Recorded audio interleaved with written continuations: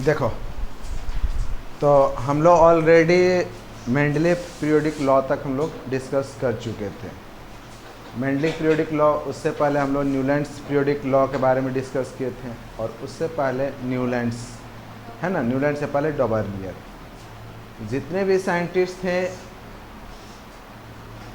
Before मान लिए 1909 से पहले जितने भी साइंटिस्ट थे जिन्होंने भी इलेक्ट्रॉनिक कॉन्फ़िगरेशन करने की कोशिश किया, मतलब कि या तो एलिमेंट को अरेंज करने का कोशिश किया या पीरियोडिक टेबल बनाने की कोशिश किया, तो उन्होंने एलिमेंट्स का जो भी केमिकल या फिजिकल बिहेवियर था उसको एटॉमिक मास से कोरिलेट करने की कोशिश की। 1909 में रदरफोर्ड एक्सपेरिमेंट हुआ था। रदरफोर्ड के बारे में आपको पता होगा कि रदरफोर्ड ने क्या किया था कि अल्फ़ा रे लिया था और अल्फ़ा रे से एक एटम्स के ऊपर में बॉम्बार्डिंग किया था, और बॉम्बार्डिंग करने के बाद उन्होंने न्यूक्लियस का डिस्कवरी किया था। After the discovery of nucleus science में बहुत कुछ चेंज हो गया। उसी के बाद पता चला कि कोई भी एलिमेंट जो होता है उसका केमिकल या फिजिकल बिहेवियर 1909 के बाद 1909 में क्या हुआ था कि रदरफोर्ड ने अल्फ़ा रे से एक एटम के ऊपर में बॉम्बार्डिंग किया था, जो क्लास 9 में आप पढ़े होंगे। बॉम्बार्डिंग करने के बाद उन्होंने न्यूक्लियस का पता किया, और आपको ये भी पता होगा कि न्यूक्लियस के ऊपर में प्रोटॉन होता है। न्यूक्लियस में प्रोटॉन होता है और न्यूट्रॉन होता है, जो कि उस समय तक खैर नहीं मालूम था, और इलेक्ट्रॉन जो होता है उसके चारों तरफ रिवॉल्व करता है। तो 1909 के बाद पता चला कि कोई भी एलिमेंट जो होता है, तो किसी भी एलिमेंट का जो फिजिकल और केमिकल बिहेवियर होता है वो डिपेंड करता है एटॉमिक नंबर पे। एटॉमिक नंबर को ऐसे जेड से रिप्रेजेंट किया जाता है, ठीक है ना। तो किसी भी एलिमेंट का physical and chemical behaviour depend on atomic number, not on atomic mass. अब सारे साइंटिस्ट के दिमाग में आया कि जा गलती यहीं पे हो रहा था। हम लोग भी जितने भी एलिमेंट्स थे उनके केमिकल और फिजिकल बिहेवियर को किससे रिलेट कर रहे थे? मास से। आया किससे? एटॉमिक नंबर से। बाद में मोस्ले, हेनरी मोस्ले 1913 में एक कॉन्सेप्ट दिया कि जो भी एलिमेंट्स होता है उसका केमिकल और फिजिकल बिहेवियर चूँकि एटॉमिक नंबर पर डिपेंड करता है या उससे रिलेट करता है, तो अगर एलिमेंट को increasing order of atomic number रखा जाए तो एलिमेंट जो है अपना बिहेवियर को रिपीट करेगा इन सम पीरियोडिक मैनर, या एक सर्टेन टाइम के बाद एलिमेंट अपना बिहेवियर को रिपीट करेगा। और फिर उसी के बाद बहुत सारे और साइंटिस्ट मिल करके और एक मॉडर्न टेबल, मतलब मॉडर्न पीरियोडिक टेबल का फॉर्मेशन किए।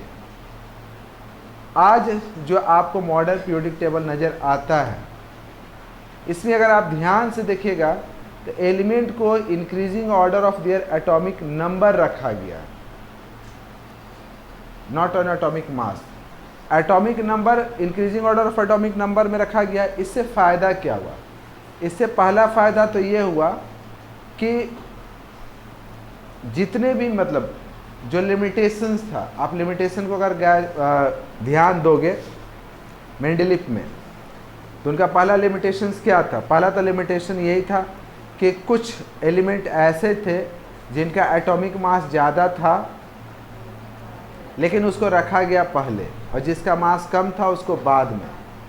लेकिन आप देखिएगा कि एटॉमिक नंबर में ऐसा नहीं हुआ, उस ड्रॉबैक को भी ख़त्म किया गया। आइसोटॉप्स के बारे में प्रॉब्लम था कि सेम एलिमेंट है लेकिन उसका डिफरेंट एटॉमिक मास होता है, लेकिन डिफरेंट एटॉमिक नंबर होता, सेम एलिमेंट होता है, डिफरेंट एटॉमिक मास होता है, और सेम केमिकल और फिजिकल बिहेवियर होता है। तो मेंडलीव के अकॉर्डिंग उसको आखिर किस मास को लेकर चला जाए, ये थोड़ा सा प्रॉब्लम क्रिएट कर रहा था। लेकिन जब एलिमेंट्स को increasing order of atomic number में रखा गया तो ये आइसोटॉप्स का प्रॉब्लम अपने आप रिजॉल्व हो गया। कैसे रिजॉल्व हो गया? तो जो भी आइसोटॉप्स होता है भले उसका एटॉमिक मास अलग होता है लेकिन एटॉमिक नंबर तो सेम होता है ना, इसलिए सबको एक ही जगह पे रखा जाएगा।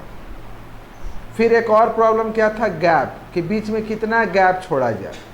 तो एटॉमिक नंबर जो होता है एकदम कंटिन्यूअस आता है, 1 2 3 4 5 6 7 8 9 10 11 12 13 14 ऐसे करके। तो मान लिए कि अभी अगर प्रेजेंटिव मान लिए लेट्स अज्यूम कि हमको एक ऐसा एलिमेंट मालूम है जिसका एटॉमिक नंबर 19 है और उसके बाद एक एलिमेंट ऐसा मालूम है जिसका एटॉमिक नंबर 23 है, फिर 24 25 सब मालूम है। तो इसका मतलब हुआ कि बीच में 19 के बाद 20 21 22 ये 3 एलिमेंट नियर फ्यूचर में डिस्कवर होगा और उसके लिए हम गैप छोड़ सकते हैं। तो ये गैप वाला प्रॉब्लम कि हमको बीच में कितना गैप छोड़ना है ये प्रॉब्लम भी ख़त्म हो गया क्योंकि एटॉमिक नंबर कंटिन्यूअस आता है। अब हम लोग बात करते हैं कि मॉडर्न पीरियोडिक टेबल का। अगर तुम मॉडर्न पीरियोडिक टेबल को गौर से देखो तो मॉडर्न पीरियोडिक टेबल में क्या है, वर्टिकल कॉलम है। वर्टिकल कॉलम को हम लोग क्या कहते हैं, ग्रुप। हॉरिजॉन्टल रो को पीरियड। तो मॉडर्न पीरियोडिक टेबल अगर आप देखिएगा तो इसमें 7 पीरियड है एंड 18 ग्रुप है। 7 पीरियड है और 18 ग्रुप है। अब अगर आप ध्यान से अगर देखिएगा तो पहला पीरियड में सिर्फ 2 एलिमेंट है। पहला पीरियड में सिर्फ 2 एलिमेंट है। दूसरा पीरियड में 8 है, तीसरा में भी 8 है, फोर्थ में 18 है, फिफ्थ में भी 18 है, सिक्स में 32 और 32। ठीक है। अब देखो इसको बनाने का तरीका। सबसे पहले क्या होता है कि पहला जो होता है, देखो हम ऐसे बना सकते हैं।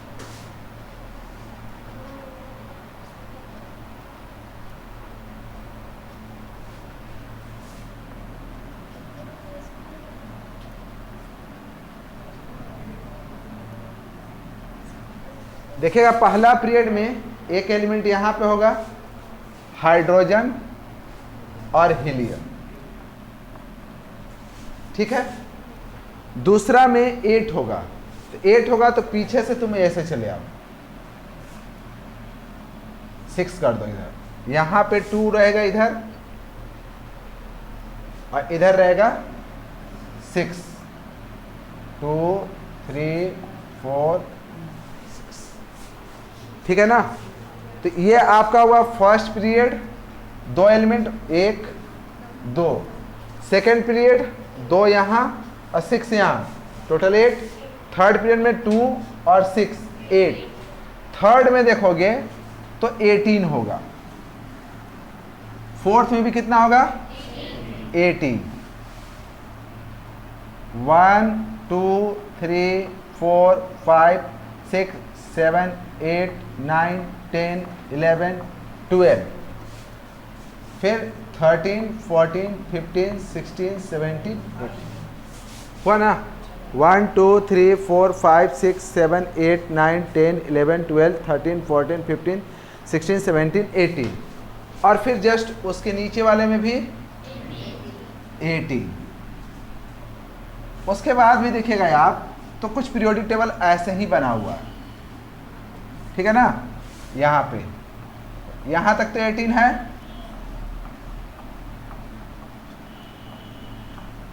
आप ऐसे खींच दीजिए, कोई दिक्कत नहीं है।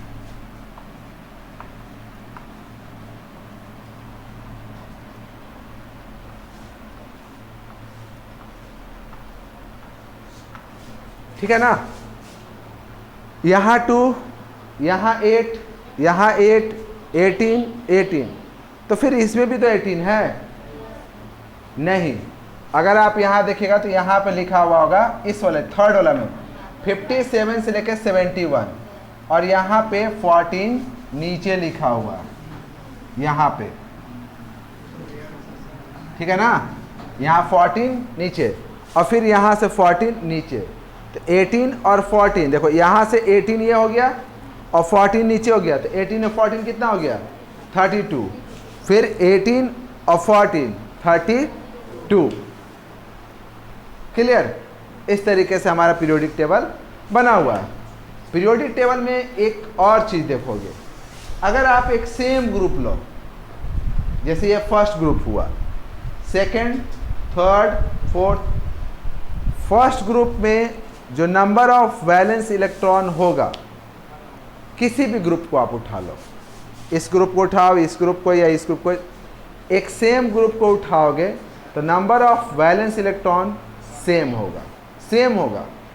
अगर मान लें कि यहाँ पे जैसे ये फर्स्ट ग्रुप है, कि जितने भी एलिमेंट फर्स्ट ग्रुप में हैं सब में जो वैलेंस इलेक्ट्रॉन होगा वो 1 होगा।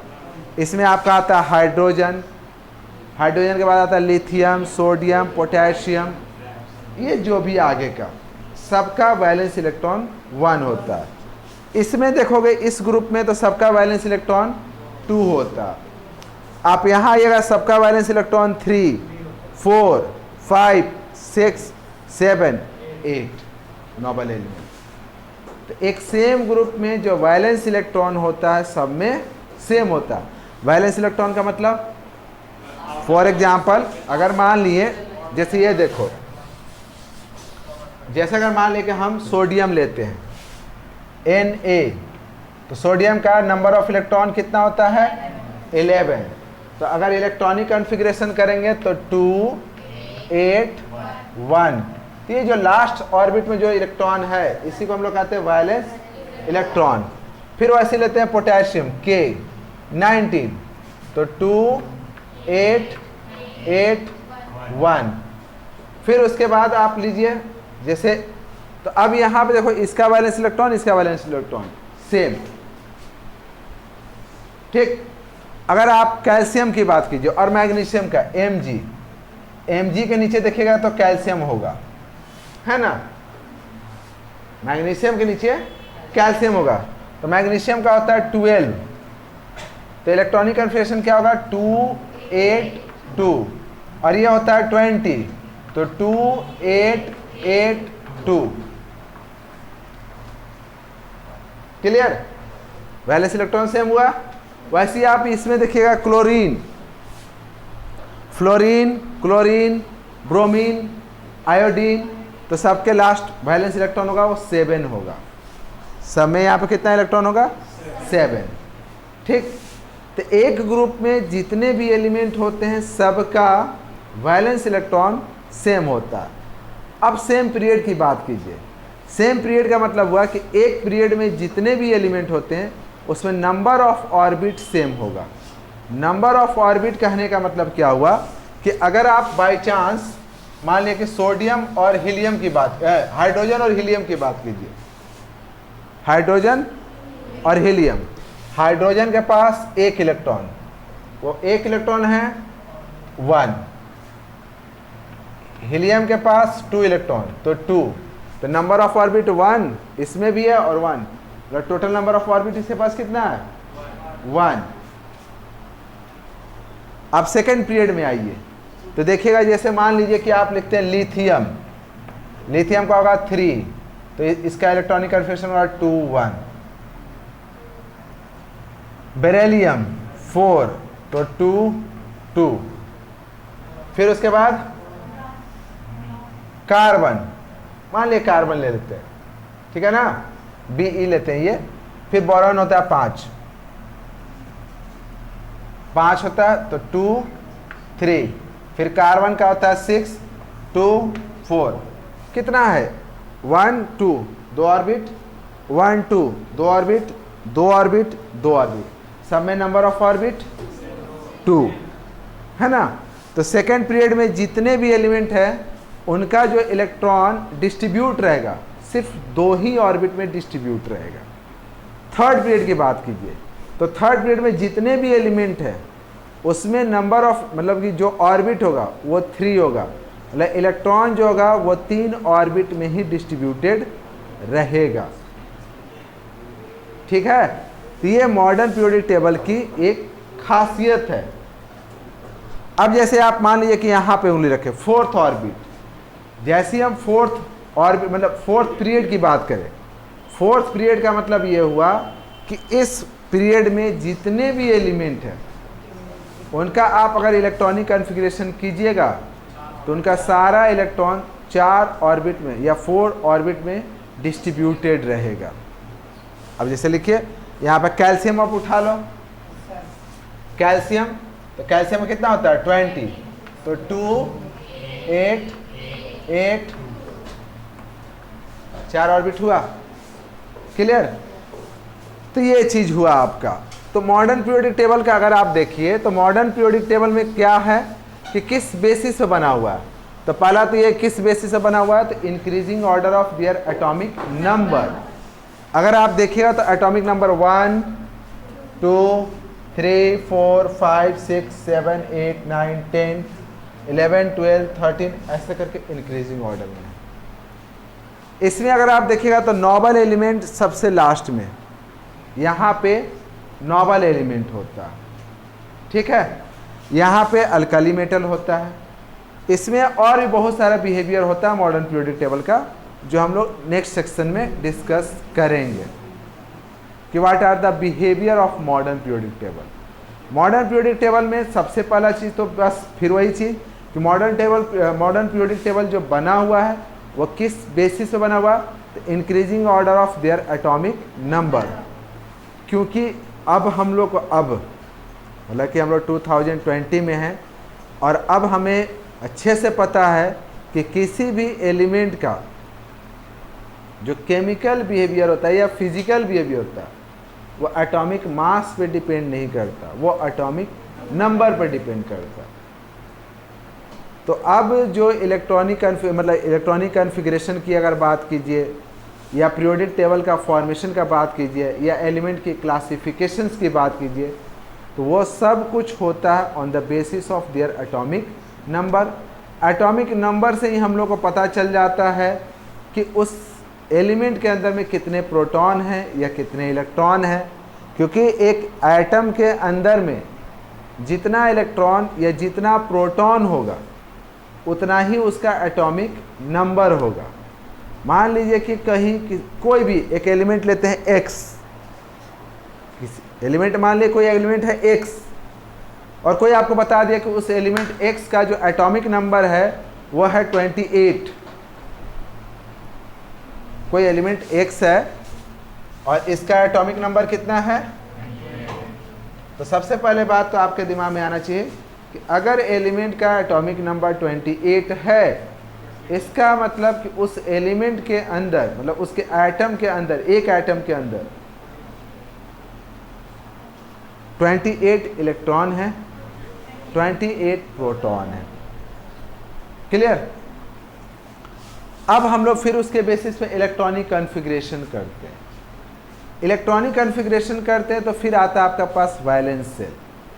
वैलेंस सेल के बेसिस पे हम डिसाइड करते हैं कि वो मेटल है कि नॉन मेटल है, हाईली रिएक्टिव है, लोअर रिएक्टिव है, रिएक्ट करेगा तो कितना फास्ट करेगा, कितना स्लो करेगा, वो सब इलेक्ट्रॉनिक कॉन्फ़िगरेशन पे डिपेंड करता है। और इलेक्ट्रॉनिक कॉन्फ़िगरेशन किस पे डिपेंड करता है, एटॉमिक नंबर पे। तो इसका मतलब कि आपका जो फिजिकल और केमिकल बिहेवियर किसी एलिमेंट का होता है वो उसके इलेक्ट्रॉनिक कॉन्फ़िगरेशन पे डिपेंड करता है, और इलेक्ट्रॉनिक कॉन्फ़िगरेशन जो डिपेंड करता है वो उसके एटॉमिक नंबर पर डिपेंड करता है। मतलब electronic configuration number of electron पर डिपेंड करता है, और नंबर ऑफ इलेक्ट्रॉन जो होता है वो एटॉमिक नंबर के बराबर होता है। ठीक है, तो इस तरीके से ये आपका, लेकिन अभी भी देखिएगा तो मॉडर्न पीरियोडिक टेबल में भी कुछ ड्रॉबैक बचा हुआ है, और उसमें से एक खास ड्रॉबैक जो है मेन, वो पोजीशन ऑफ हाइड्रोजन को लेकर के है। आज भी जो पोजीशन ऑफ हाइड्रोजन है वो साइंटिस्ट के लिए सरदर्द बना हुआ है कि आखिर उसको आज भी देखोगे तो हाइड्रोजन को अल्कली मेटल के ऊपर रखा जाता है, मतलब सोडियम पोटेशियम के साथ रखा जाता है। ठीक है, कुछ समझ में आया मॉडर्न पीरियोडिक टेबल? तो मॉडर्न पीरियोडिक टेबल में अगर कहा जाए तो किस बेसिस से बना हुआ है, तो increasing order of their atomic number. ये आपका ग्रुप है, वर्टिकल कॉलम, इसको कहेंगे group. Total modern periodic table में कितना ग्रुप है, 18 ग्रुप है। और पीरियड कितना है, पहला पीरियड में 2 ग्रुप है, मतलब 2 एलिमेंट है आपका। ये पहला पीरियड में 2 एलिमेंट है, दूसरे में 8, तीसरे में 8, फिर 18, 18, 32, 32। नेक्स्ट अगली बार हम लोग डिस्कस करेंगे behaviour of modern periodic table, कि मॉडर्न पीरियोडिक टेबल में क्या बिहेवियर है उसका। अब वही डिस्कस करना है जो नेक्स्ट सेक्शन में हम लोग करेंगे। ठीक है।